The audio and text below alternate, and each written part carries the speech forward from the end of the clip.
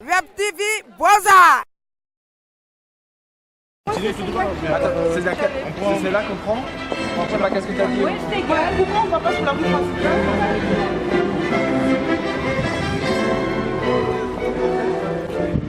Et the right video is on YouTube.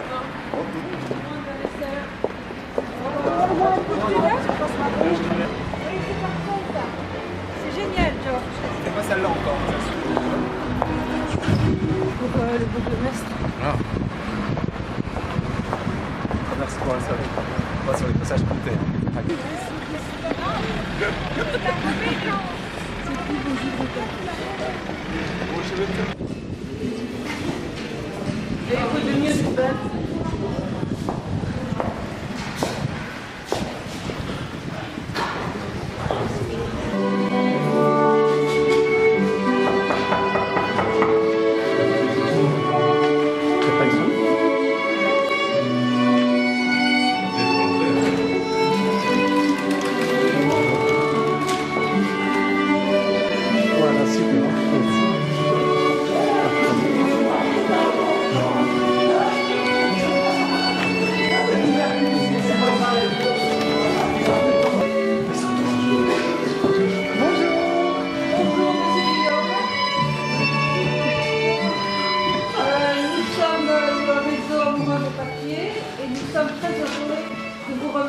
Le prix Brister grâce à votre cellule pour poursuivre les mariages blancs.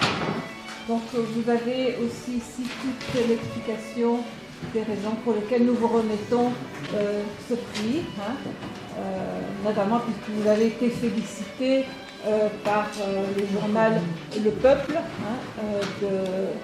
de votre action qui vous permet d'éliminer, bien sûr, et de mettre plein d'obstacles à tous les couples mixtes. Voilà. Je peux répondre. Il ne faut pas confondre efficacité et arbitraire. C'est vrai que nous menons une lutte contre les mariages blancs et les cohabitations blanches depuis très longtemps. Nous avons été pionniers depuis plus de 15 ans. Mais l'efficacité, ce n'est pas l'arbitraire.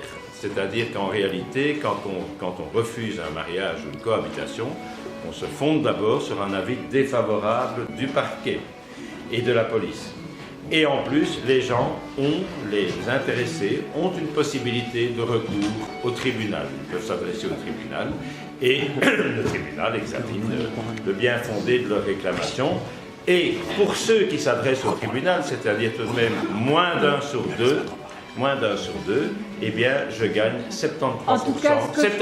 Je gagne 73% de mes affaires au tribunal. Donc, on ne peut pas dire que c'est arbitraire. Oui, c'est pour ça qu'il y a de nombreux couples qui se retrouvent interdits de mariage ou de cohabitation légale, Madame, notamment parce que la personne qui est sans papier est arrêtée avant d'avoir pu même déposer son dossier, ou que l'on ne donne pas toujours.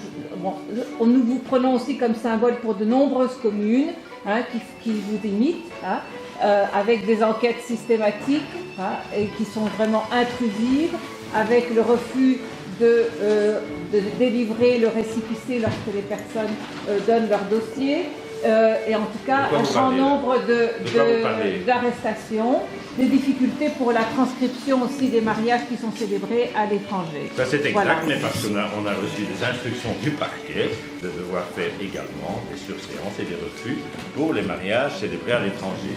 Et là aussi, je vous ai laissé parler, aussi. Là aussi, il y a... Bravo! Le mariage appartient! C'est très facile, évidemment, de vous faire applaudir dans une assemblée qui est déjà sélectionnée dans ce sens. Monsieur Laramont n'est pas une affaire d'État. Pour les mariages célébrés à l'étranger, Les couples ne sont pas une affaire d'État. Et dont nous devons éventuellement enregistrer le mariage, eh bien, nous devons également faire des surséances et des refus, mais il y a également un droit qui est ouvert aux intéressés auprès du tribunal. Alors évidemment, vous pouvez Les droits toujours sont dire... souvent je bafoués, peux parler, je peux y vous répondre. compris dans votre commune. Vous pouvez toujours dire que tout ça est injuste, mais je pense que quand toute une série d'autorités se sont déjà prononcées dans le même sens, il faut quand même s'interroger et se demander si ce n'est pas vraiment un mariage blanc ou une cohabitation blanche. Les poursuites font penser à d'autres époques, Monsieur Guillaume. Enfin, madame, on est dans un état de droit Et ici. nous demandons On est dans un état de droit. On est dans un état de droit. Monsieur. Et ou bien vous n'exercez pas, ou bien les intéressés n'exercent pas les recours qui leur sont ouverts, ou bien ils les exercent et ils sont déboutés. Donc voilà, il faut en tirer les conclusions. Bon, alors, ou alors dites tout de suite que le parquet est de mauvaise foi, que la police est de mauvaise foi, que la justice est de mauvaise foi. C'est vous qui avez raison. Donc nous vous demandons, Monsieur Leschwa, nous vous demandons, si on n'est pas d'accord avec la loi, nous vous demandons au moins de respecter la lettre de la loi, même si... Et apparemment, ce n'est pas le cas. Mais enfin, madame, je viens de vous dire écoutez, que je gagne 73% de mes affaires en première instance. Ça veut dire que la justice me donne raison sur 73%. En fait, le Code civil prévoit des enquêtes s'il y a des soupçons de fraude. À Scarbeck, les enquêtes sont quasi systématiques. Mais non, c'est absolument faux. Si, nous avons... c'est absolument faux. C'est absolument faux. Parce que si vous aviez lu ce que je publie chaque année, puisque je publie chaque année un rapport sur les mariages blancs, vous verrez que après déduction des refus, sur les 500 et des mariages que j'ai célébrés, il y en a encore 20% à peu près qui sont célébrés avec des personnes illégales. Ça veut donc dire qu'on n'arrête absolument pas tous les mariages où il y a un illégal. C'est tout à fait inexact. On vous remercie pour ce que vous avez laissé passer. Enfin, là, vous avez quelques petits conseils pour vous conformer à la loi. Madame, moi, je connais la loi par cœur et je m'y conforme.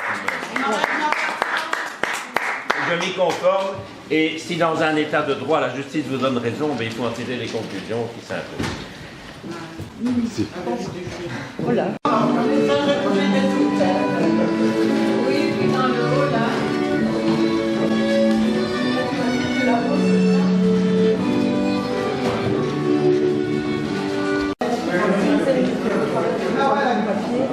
Scarbeck n'est pas la seule à appliquer la loi de cette manière-là, mais les communes partent systématiquement du principe que quand il y a une personne illégale dans le couple, c'est un problème. Ou quand il y a une trop grande différence d'âge entre les mariés, par exemple? C'est seulement le cas si une des personnes n'a pas les mariés. Parce que si vous voyez n'importe quel couple qui va se marier qui a 10 ans, 15 ans de différence d'âge, ça ne posera jamais de problème aux yeux de la commune. Mais si en plus du fait de ne pas avoir de documents, il y a une différence d'âge dans le couple, c'est d'office mariage blanc, mariage. Donc vous n'avez pas encore fait l'expérience, mais vous vous attendez à la faire? Oui, parce que je vous dis, on rencontre énormément de couples à travers du réseau, mais je vois comment la politique belge en matière d'immigration fonctionne ces dernières années, et j'espère avoir de la chance, j'espère pouvoir surmonter ces obstacles avec mon compagnon, mais voilà. Donc quand les choix disent qu'il y a un recours en justice, c'est vrai, mais ce sont des recours qui sont lents d'abord, et puis qui sont chers aussi. Il faut avoir les moyens de les produire, le recours. C'est exactement ça, c'est ce que M. Guillaume ne prend pas en compte, c'est que quand on veut se marier, on n'est pas supposé attendre pendant 2 ou 3 ans, passer devant 5 tribunaux différents avant de pouvoir avoir l'autorisation de se marier. N'importe quel couple qui va faire une demande de mariage ne va pas avoir à aller au tribunal, ne va pas avoir à se justifier, ne va pas devoir aller 2 ans avant de pouvoir célébrer son union. Il n'y a que des tribunaux nationaux qui se distinguent. Ça va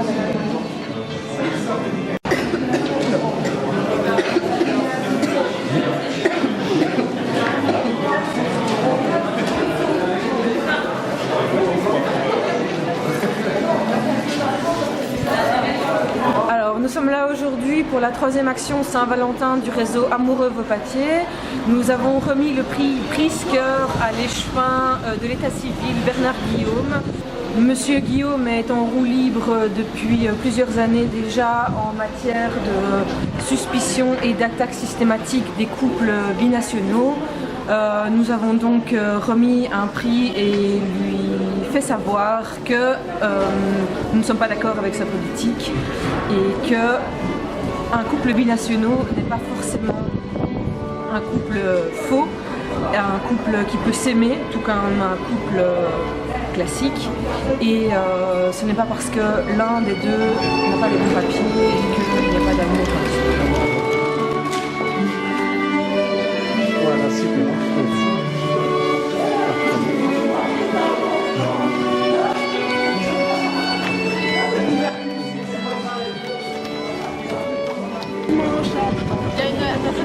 Il y a une avocate qui arrive.